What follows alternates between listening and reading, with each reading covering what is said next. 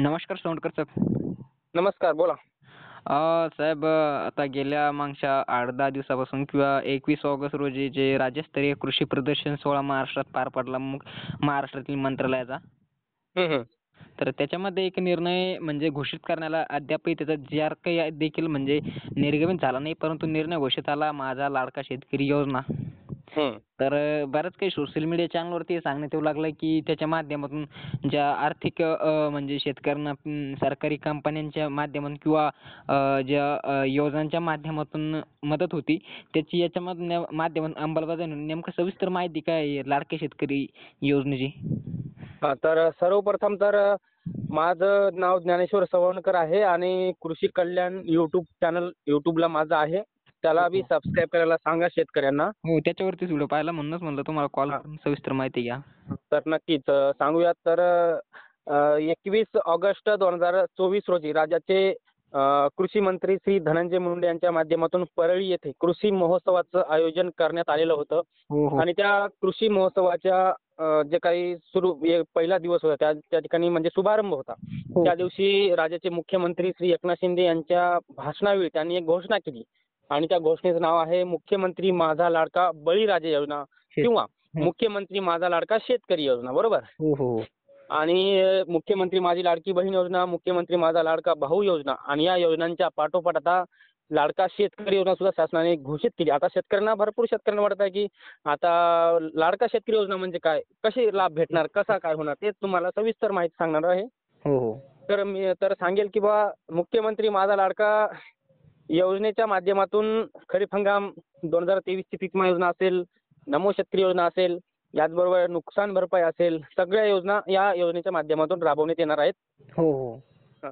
तर त्याच्यामध्ये जर नुकसान भरपाईचं जर आपण बघितलं हो तर 5,400 कोटी रुपये अजूनही नुकसान भरपाईचे वाटप आहे. त्याच्यामध्ये मग अतिवृष्टी नुकसान भरपाई, गारपिटीचं अनुदान असेल, अवकाळी नुकसान भरपाई असेल, सगळे पैसे 5 रुपये शासनाकडे बाकी आहेत आणि हे या निवडणुकीपूर्वी शेतकऱ्यांच्या खात्यामध्ये जमा केले जाणार आहेत. हो. नेमकं साहेब या योजनेचा मुख्य लाभ ह्योच आहे का दुसरं काही अजून म्हणजे लाडका शेतकरी जसं की महिलांना जे 3,000 रुपये आता म्हणजे की भेटले महिन्याला त्यांना 1,500 रुपये महिना आता चालू झाला तर अशा काही पद्धतीचं काही अपडेट आहे का? नाही नाही, तशा पद्धतीने नाही.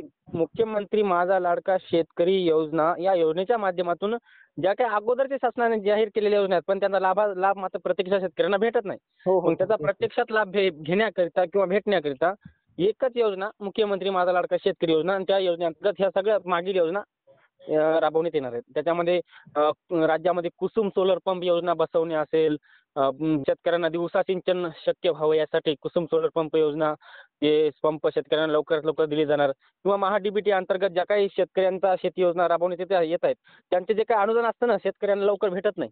हो. मग ते अनुदान सगळे लवकर भेटण्यासाठी. हो.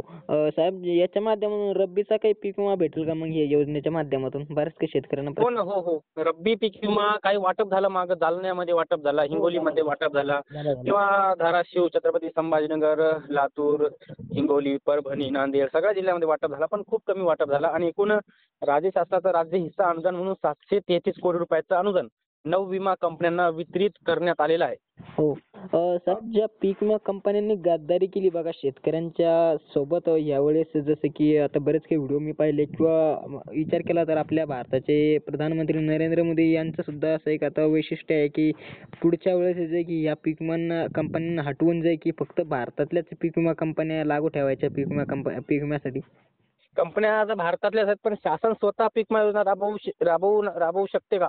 तर शासनानं स्वतः जर पीक विमा योजना राबवली कोण्या कंपन्यांना सगळ्यांना हटवून तर शेतकऱ्यांचा फायदा होईल. हो हो तेच कारण की बरेच काही पीक विमा कंपन्यांनी पैसे जे की स्वतःच कमवून घेतले आणि शेतकऱ्यांना खपवून घेतलं असं पण सोशल मीडियावरती काही आर्टिकलच्या हो ना, हो. विक्रमी पीक विमा 2023 ला मंजूर झालेला आहे खरीपचा. तो 7,280 कोटी रुपये आणि अजूनही रक्कम मंजूर जास्त होऊ शकते असं कृषी मंत्र्यांनी सांगितलंय. हो हो हो. हो ना. तर साहेब काही पीक विमा संदर्भातले एखादं नवीन अपडेट आहे खरीप रब्बी संदर्भातले?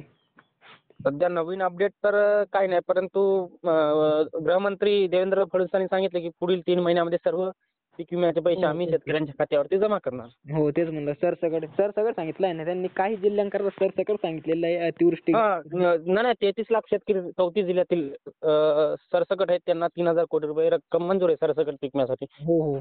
परंतु ते वाटप होऊ नाही लागली हा खूप मोठा प्रश्न पडलाय. कारण रक्कम तर त्यांनी मंजूर करून दिली परंतु वाटप नाही होऊ लागली शेतकऱ्यांना. अहो ते कसं आहे, शासनाने याला अडवून धरलंय. विधानसभा आता जर वाटप केले तर शेतकरी विसरून जातील की असं सरकारला वाटतंय. त्यामुळे निवडणुकीच्या अगोदर पटपट पैसे टाकून देणार, मग निवडणुकीच्या त्या पैशामुळे सरकारचा फायदा होईल असं शासनाला वाटतंय. परंतु तसं न करता शेतकऱ्यांना पैशाची गरज आहे, लवकरात लवकर शासनाने दिले तर चांगलं होईल. परंतु त्यांना वाटू लागलं की आता जर कधी निवडणुकीच्या अगोदर काही दिवसापूर्वीच जर कधी आचारसंहितापूर्वी दिलं तर शेतकरी लक्षात ठेवलं की यांनी आपल्याला खूप मदत केली. परंतु शेतकरी एवढा पागल थोडी नाही की त्यांच्या कर्जमाफी नाही, पीक विमा नाही, नुकसान भरपाई नाही. नाही, महत्वाचा विषय कर्जमाफीचा. शासनाने अशा योजना राबवण्यापेक्षा थेट कर्जमाफी द्यावी. हो कर्जमाफीमध्ये सरसकट नाही, कर्जमुक्त. हा तेच. किती असो शेतकऱ्यावर कर्ज ते मुक्ती करून द्यावी. तुम्हाला काय वाटतं साहेब कर्जमाफी होईल का येत्या काही काळात आपल्या राज्यात? होऊ शकते. नवीन अपडेट लवकरच उद्याला येईल आणि मी आज त्याच्यावरती व्हिडिओ सुद्धा बनवून टाकणार आहे. हो तेच म्हणलं. कारण की कर्जमाफी संदर्भात बरेच काही आर्टिकलच्या माध्यमातून न्यूज येऊ लागले म्हणून म्हणलं तुमच्याकडून सविस्तर माहिती. जसं की तुम्ही तर आता त्याच कामात असतं रेग्युलर मध्ये, तुम्हाला सर्व काही ऍक्टिव्ह त्याची माहिती असते. हो ना. हो. तर लाडका शेतकरी योजनेकरता काही फॉर्म घेऊन साहेब? फॉर्म वगैरे काहीच नाही. तर अजून शासनाने काहीच अपडेट दिलं नवीन. GR आल्यावर कळलं. हा GR जो अद्याप निर्गमित झाला नाही. GR आल्यावर सगळी माहिती क्लिअर होईल. ओके धन्यवाद साहेब खूप. हो चालेल.